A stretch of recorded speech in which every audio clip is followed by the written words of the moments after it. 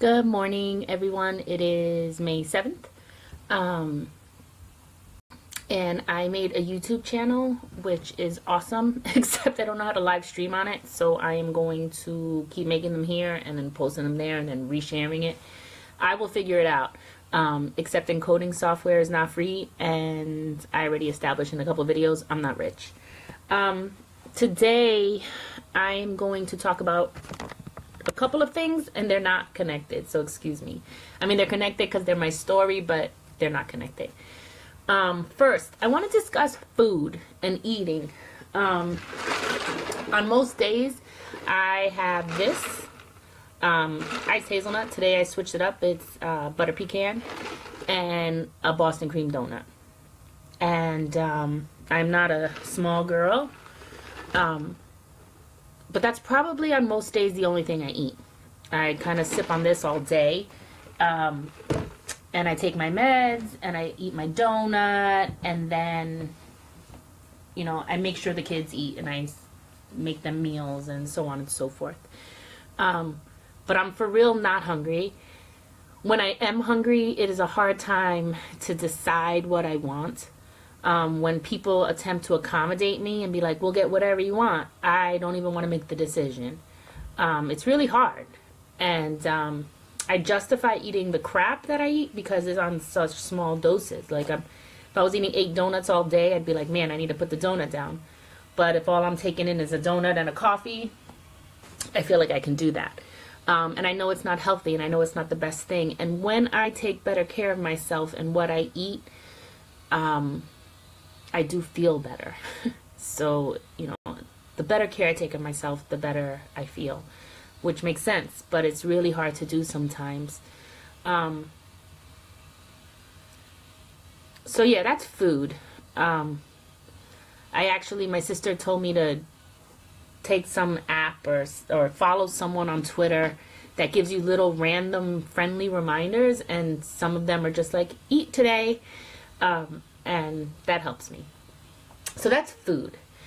The next topic is suicide and mental health. And suicide. I will never kill myself. And I am not taking away from anyone who feels those feelings. But I have so much stuff in my head about guilt and Christianity and pain you inflict on others, and suicide just was never something I've considered. Now, with that said, my doctors would argue. My doctors would argue when I get feelings like I wish I could get hit by a car and not have to deal for a month. They would say those were suicidal ideations. I would never do something to myself, but there have been many times I wish something would happen to me. And I want to be very real about that. Last year, a friend of mine, and we were really good friends many years ago, and now we're just kind of Facebook friends, or we're Facebook friends. And I spoke with her offline because she was kind of going through some stuff, hard stuff, marriage stuff, life stuff. And I said, how are you doing? And she said, trying to stay alive. And I said, I feel you. And I thought she was being hyperbolic. I thought it was an expression. Same way I say, and I've heard other people say, like, you know, trying not to drown, or floundering, or barely hanging in there. And she shared that with me. And 2 weeks later, she killed herself and left her beautiful child, and all of us kind of feeling like, I didn't know that's what she meant. I'm wearing a shirt today.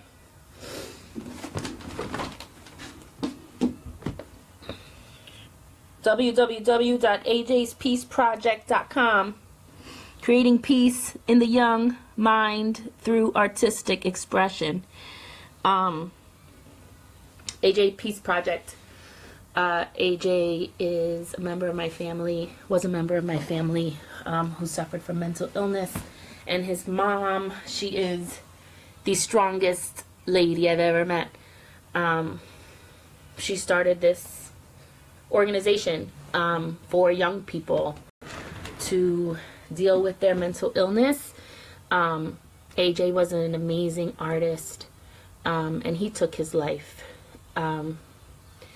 So suicide's important. Mental illness, mental health, mental wellness is important. When your people are saying things that kind of sit in your spirit and you're like, that don't sound right, heed to that. Yeah, we got to take care of each other so we can stop losing each other.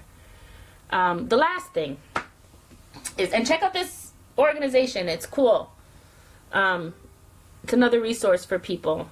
How am I doing this? Oh, like that. Dopamine. Okay, so my friend, after seeing one of my videos on how I was kind of like obsessing over the likes of videos, which I still am. That's the confession. The first 2 videos I got like 800 plus likes, and the last 3 videos I've gotten about 200.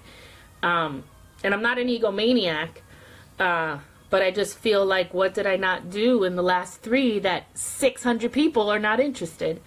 And then I have to check myself and be like, that's not what this is about. This is for you. This is for you to get this stuff out.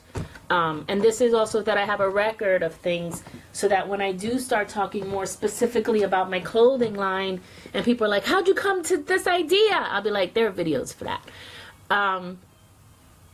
But I mention it because my friend sent me an article, well, it's a video clip from MTV Australia.